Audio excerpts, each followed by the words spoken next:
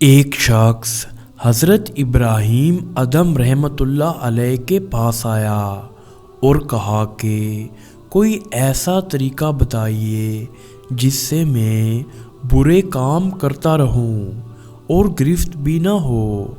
حضرت ابراہیم ادم رحمۃ اللہ علیہ نے فرمایا، تم ان باتوں کو قبول کر لو، پھر جو چاہے کرو، تجھے کوئی گرفت نہ ہوگی۔ اول یہ کہ جب تو کوئی گناہ کرے تو اللہ کا رزق مت کھا۔ اس نے کہا، یہ تو بڑی مشکل بات ہے کہ رازق تو وہی ہے، پھر میں کہاں سے کھاؤں گا؟ حضرت ابراہیم ادم رحمۃ اللہ علیہ نے فرمایا، تو یہ کب مناسب ہے کہ تو جس کا رزق کھائے پھر اس کی نافرمانی کرے؟ دوسرا یہ کہ اگر تو کوئی گناہ کرنا چاہے تو اس کی زمین سے باہر نکل کر گناہ کر۔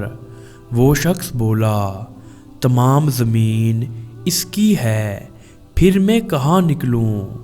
حضرت ابراہیم ادم رحمۃ اللہ علیہ نے فرمایا، تو یہ بہت بری بات ہے کہ جس کی زمین میں رہو اس سے بغاوت کرنے لگو۔ تیسری یہ کہ جب تو کوئی گناہ کرنے لگے تو ایسی جگہ کر جہاں وہ تجھے نہ دیکھے۔ اس نے کہا، یہ تو بہت مشکل ہے، اس لیے کہ وہ تو دلوں کے بھید بھی جانتا ہے۔ حضرت ابراہیم ادم رحمۃ اللہ علیہ نے فرمایا، تو یہ کب مناسب ہے کہ تو اس کا رزق کھائے، اس کی زمین میں رہے اور اسی کے سامنے گناہ کرے۔ چوتھی یہ کہ جب ملک الموت تیری جان لینے آئے تو اسے کہنا، ذرا ٹھہر جا، مجھے توبہ کر لینے دے۔ وہ شخص بولا، وہ بلا مہلت کب دیتا ہے؟ حضرت ابراہیم ادم رحمۃ اللہ علیہ نے فرمایا، تو یہ مناسب ہے کہ اس کے آنے سے پہلے ہی توبہ کر لے۔ پانچویں یہ کہ قیامت کے دن جب حکم ہو کہ اسے دوزخ میں لے جاؤ تو کہنا کہ میں نہیں جاتا۔ اس نے کہا کہ وہ تو زبردستی لے جائیں گے۔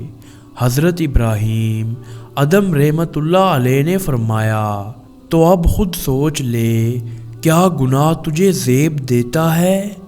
وہ شخص حضرت ابراہیم ادم رحمۃ اللہ علیہ کے قدموں میں گر گیا اور سچے دل سے تائب ہو گیا۔